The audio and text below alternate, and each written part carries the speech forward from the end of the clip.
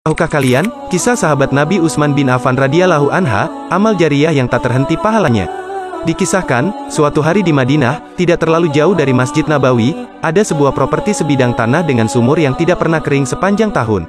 Sumur itu dikenal dengan nama, Sumur Ruma karena dimiliki seorang Yahudi bernama Ruma. Sang Yahudi menjual air kepada penduduk Madinah, dan setiap hari orang antri untuk membeli airnya. Di waktu-waktu tertentu sang Yahudi menaikkan seenaknya harga airnya, dan rakyat Madinah pun terpaksa harus tetap membelinya. Karena hanya sumur inilah yang tidak pernah kering.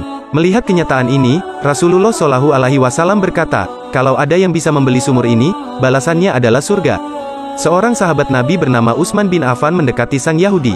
Utsman menawarkan untuk membeli sumurnya. Tentu saja rumah sang Yahudi menolak. Ini adalah bisnisnya, dan ia mendapat banyak uang dari bisnisnya. Tetapi Utsman bukan hanya pebisnis sukses yang kaya raya, tetapi ia juga negosiator ulung. Ia bilang kepada Ruma, aku akan membeli setengah dari sumurmu dengan harga yang pantas, jadi kita bergantian menjual air, hari ini kamu, besok saya. Melalui negosiasi yang sangat ketat, akhirnya sang Yahudi mau menjual sumurnya senilai 8.000 dirham dan memberikan hak pemasaran 50% kepada Utsman bin Affan. Ternyata Utsman menggratiskan air tersebut kepada semua penduduk Madinah. Penduduk pun mengambil air sepuas-puasnya, sehingga hari keesokannya mereka tidak perlu lagi membeli air dari rumah sang Yahudi. Merasa kalah, sang Yahudi akhirnya menyerah, ia meminta sang Utsman untuk membeli semua kepemilikan sumur dan tanahnya. Tentu saja Utsman harus membayar lagi seharga yang telah disepakati sebelumnya.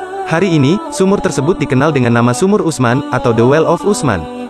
Kenapa sang Yahudi kalah? Karena visinya terlalu dangkal. Ia hanya hidup untuk masa kini, masa ia ada di dunia. Sedangkan visi dari Utsman bin Affan adalah jauh ke depan, ia berkorban untuk menolong manusia lain yang membutuhkan dan ia menatap sebuah visi besar yang bernama Sadaqatun Jariyah, sedekah berkelanjutan. Sebuah sedekah yang tidak pernah berhenti, bahkan pada saat manusia sudah mati. Subhanallah, mudah-mudahan suatu saat kita semua bisa memiliki sesuatu untuk menjadikan kita memiliki pahala jariyah, seperti sahabat Nabi ini. Amin.